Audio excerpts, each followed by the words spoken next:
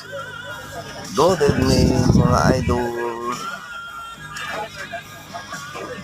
Medyo mabasa yung kalsada dahil katatapos lang ng ulan. Ayan na mga idol. Malapit na kami sa destinasyon.